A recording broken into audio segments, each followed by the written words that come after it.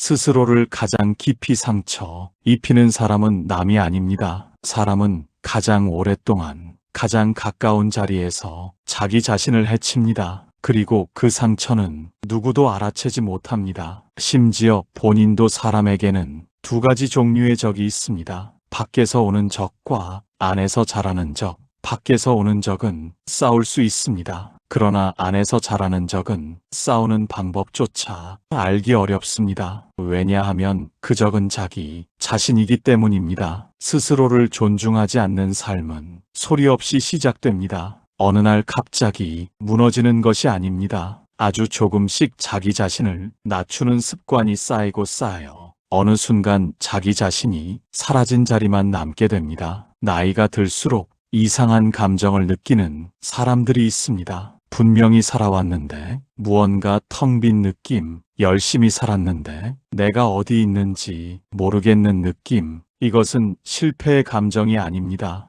이것은 자기 자신을 오랫동안 너무 낮은 자리에 두었던 사람이 어느 날 문득 마주하게 되는 감각입니다. 그 감각은 조용합니다. 소리도 없이 찾아옵니다. 그러나 그 무게는 결코 가볍지 않습니다. 왜 어떤 사람은 나이가 들수록 점점 더 자기다워지고 왜 어떤 사람은 나이가 들수록 점점 더 흐릿해질까? 그 차이는 재능이 아닙니다. 운도 아닙니다. 그것은 오랫동안 자기 자신을 어떤 자리에 두었느냐의 차이입니다. 사람은 스스로를 대하는 방식으로 세상과 관계를 맺습니다. 스스로를 낮게 대하는 사람은 세상도 그를 낮게 대합니다. 스스로를 가볍게 여기는 사람은 타인도 그를 가볍게 여깁니다. 이것은 법칙이 아닙니다. 이것은 오랜 세월을 살아온 사람들이 공통으로 발견하는 삶의 패턴입니다. 프리드리히 니체는 이런 말을 했습니다. 나 자신이 되어야 한다. 그것이 인간의 가장 어려운 과제이다. 니체가 이 말을 했을 때 그는 철학 강의를 하고 있던 것이 아닙니다. 그는 자신의 삶에서 피를 흘리며 이 문장을 발견했습니다. 니체의 철학은 그 어떤 위대한 철학자보다 자기 자신의 삶에서 태어났습니다. 그는 이론을 쓴 것이 아니라 자신이 살면서 느낀 것을 글로 적었습니다. 그래서 니체의 글은 때로 날카롭고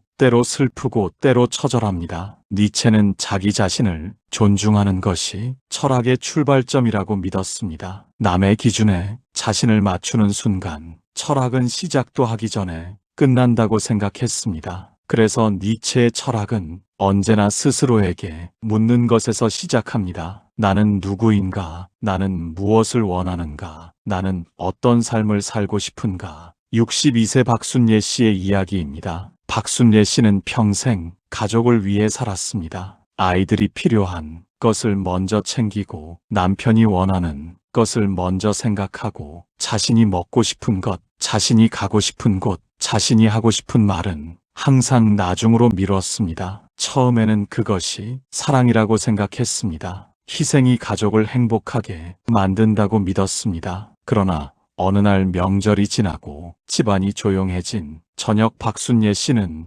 혼자 부엌 의자에 앉아 이상한 감정을 느꼈습니다. 아무것도 하고 싶지 않았습니다. 아무것도 기대되지 않았습니다. 그냥 앉아 있었습니다. 그 감정이 무엇인지 한참 후에야 알았습니다. 자기 자신이 사라진 자리에서 오는 공허함이었습니다. 평생 모든 것을 주었지만 자기 자신에게는 아무것도 주지 않았던 그 긴 세월의 무게가 그날 저녁 한꺼번에 쏟아진 것이었습니다. 박순례 씨는 그날 이후 오랫동안 무기력한 시간을 보냈습니다. 아침에 일어나도 왜 일어나는지 모르겠는 날들, 밥을 먹어도 맛이 없는 날들, 사람들을 만나도 왠지 혼자인 것 같은 날들이 계속되었습니다. 그것은 우울도 아니었고 슬픔도 아니었습니다. 그것은 자기 자신을 너무 오래 낮은 자리에 두었던 사람이 겪는 조용하고 깊은 내면의 고갈이었습니다. 프리드리히 니체의 삶에서도 비슷한 순간이 있었습니다. 니체는 젊은 시절 세상의 기준에 자신을 맞추려 했습니다. 학자로서의 명성, 동료들의 인정, 사회가 원하는 철학자의 모습. 그는 24살의 바젤 대학교의 교수가 되었습니다. 누구나 부러워할 자리였습니다. 그러나 그의 내면은 조용히 무너지고 있었습니다. 자신이 진짜 하고 싶은 말을 하지 못하는 삶, 자신이 진짜 믿는 것을 숨겨야 하는 자리, 그것이 그를 병들게 했습니다. 니체는 자주 두통에 시달렸고 눈이 심하게 나빠졌습니다. 의사들은 몸이 병을 이야기했지만 니체는 알고 있었습니다. 그 고통이 어디서 오는지를. 결국 니체는 교수직을 내려놓았습니다. 건강이 이유였지만 더 깊은 이유는 다른 곳에 있었습니다. 그는 더 이상 자기 자신을 배신하며 살 수 없었습니다. 니체는 그 이후 유럽 각지를 떠돌며 글을 썼습니다. 친구도 없었습니다. 돈도 없었습니다. 인정받지도 못했습니다. 그러나 그는 비로소 자기 자신을 존중하는 방식으로 살았습니다. 그리고 그 시간 속에서 그의 가장 깊은 철학이 탄생했습니다. 니체의 대표작들은 대부분 이 시기에 쓰였습니다. 차라투스트라는 이렇게 말했다. 선악의 저편 도덕의 계보. 이 책들은 세상이 인정을 받기 위해 쓴 책들이 아닙니다. 자기 자신의 목소리를 끝까지 따라간 사람이 남긴 기록들입니다. 니체는 허무주의라는 개념을 이야기했습니다.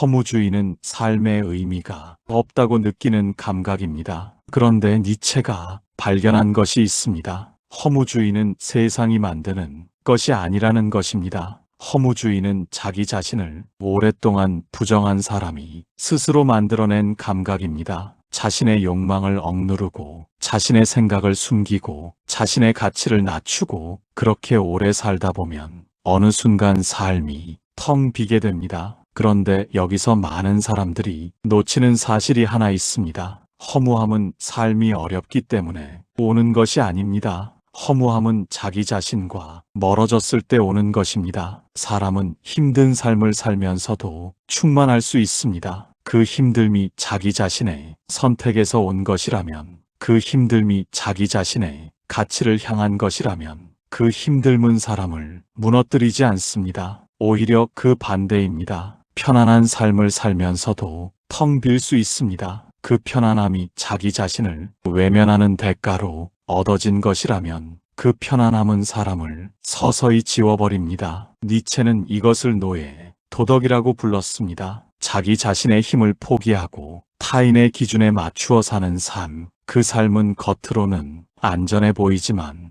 안으로는 자기 자신을 점점 소멸시킵니다. 니체는 그 반대편에 주인 도덕을 두었습니다. 자기 자신의 가치에 따라 살아가는 삶, 타인의 시선이 아닌 자기 내면의 목소리를 따르는 삶, 그 삶은 때로 외롭고 때로 힘들지만 자기 자신을 잃지 않는 삶입니다. 68세 최동길 씨의 이야기입니다. 최동길 씨는 평생 남들이 좋다고 하는 것을 쫓았습니다. 좋은 직장, 안정적인 삶, 남들에게 인정받는 경력, 그 과정에서 하고 싶었던 일들을 하나씩 접었습니다. 젊을 때 그림 그리는 것을 좋아했지만 그건 돈이 안 된다며 접었습니다. 여행을 떠나고 싶었지만 아직 때가 아니라며 미뤘습니다. 은퇴 후에 하겠다고 생각했던 일들이 어느새 기억조차 흐릿해졌습니다. 은퇴를 하고 나서 최동길 씨는 아무것도 하고 싶지 않았습니다. 하고 싶었던 것들을 너무 오래 미뤄왔기 때문에 그 욕망 자체가 사라진 것이었습니다. 그것은 어쩌면 가장 슬픈 상실이었습니다. 자신이 무엇을 원하는지조차 모르게 된 삶. 최동길 씨는 어느 날 오래된 스케치북을 발견했습니다. 30년도 더 된 낡은 스케치북이었습니다. 그 안에는 젊은 날의 자신이 그린 그림들이 가득 있었습니다. 최동길 씨는 그 스케치북을 오랫동안 바라보다가 처음으로 자신에게 이런 질문을 했습니다. 나는 왜 이것을 버렸을까?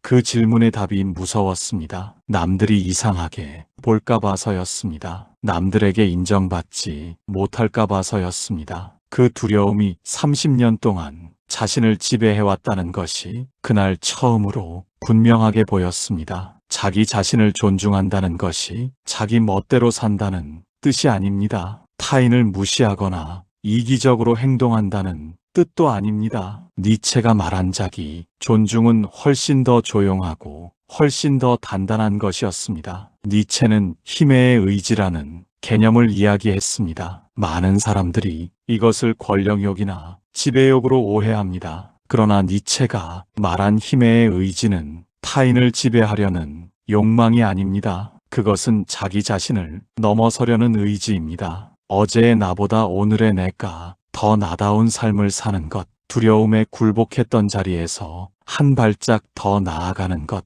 그것이 니체가 말한 진정한 힘이었습니다. 스스로를 존중하지 않는 사람은 이 힘을 포기합니다. 남의 기준에 자신을 맞추는 것이 편하기 때문에, 남의 시선에 자신을 맞추는 것이 안전하기 때문에. 그러나 그렇게 살수록 자기 자신은 점점 멀어집니다. 처음에는 조금 멀어집니다. 그 다음에는 많이 멀어집니다. 그리고 어느 날 돌아보면 자기 자신이 어디 있는지조차 알 수 없게 됩니다. 니체는 말했습니다. 자기 자신을 잃는 것이 인간이 겪을 수 있는 가장 큰 비극이다. 이 문장은 과장이 아닙니다. 자신을 잃은 사람은 아무리 많은 것을 가져도, 아무리 오래 살아도 무언가 항상 부족한 느낌을 지울 수 없습니다. 그 느낌의 정체는 결핍이 아닙니다. 자기 자신의 부재입니다. 자기 자신의 목소리에 귀를 기울이는 것에서 시작해야 합니다. 자신의 목소리란 무엇일까?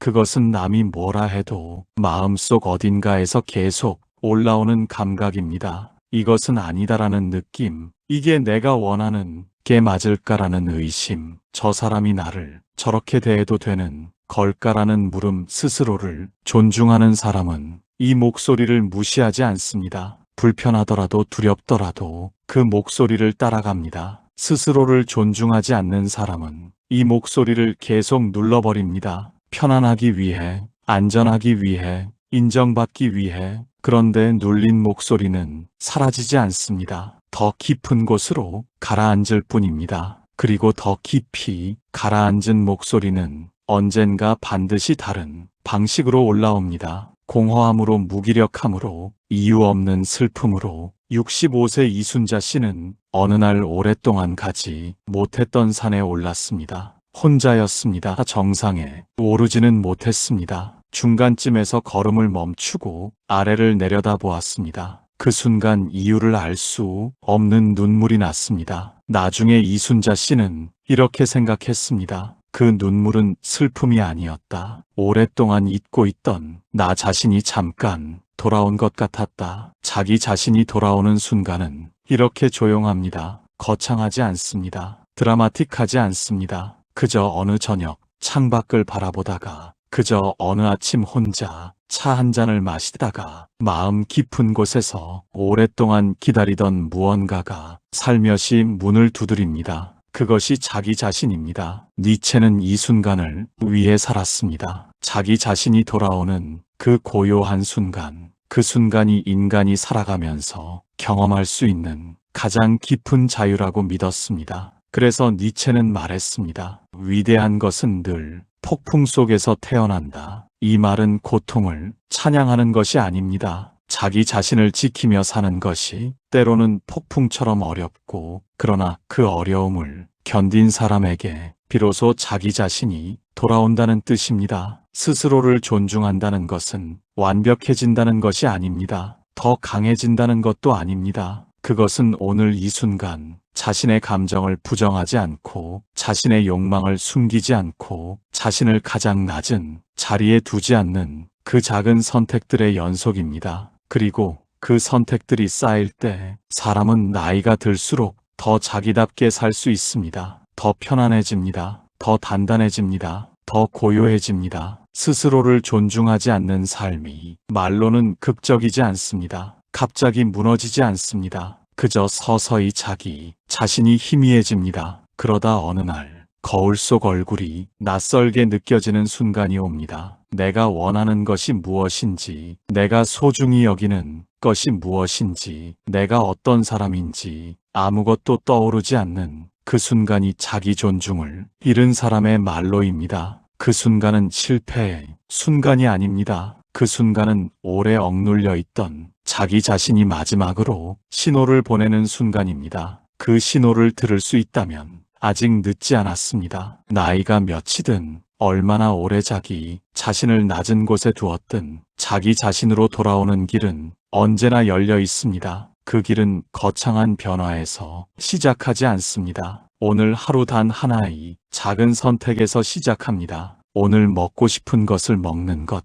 오늘 가고 싶은 곳에 가는 것, 오늘 하고 싶은 말을 마음속으로라도 꺼내보는 것, 그 작은 선택이 자기 자신을 향한 첫 번째 존중입니다. 니체는 평생 그렇게 살았습니다. 외로웠지만, 가난했지만, 인정받지 못했지만, 그는 자기 자신을 잃지 않았습니다. 그리고 그것이 그의 가장 위대한 유산이었습니다. 스스로를 존중한다는 것은 결국 이런 것입니다. 오늘 하루 내가 나를 배신하지 않는 것, 내가 나를 가장 낮은 곳에 두지 않는 것, 내 안에서 올라오는 목소리를 조용히 들어주는 것, 그것이 니체가 평생 지키려 했던 단 하나의 것이었습니다. 지금 이 순간 자신에게 물어볼 수 있습니다. 나는 오늘 나 자신을 어느 자리에 두었는가? 지금까지 마음이 쉬는 철학이었습니다.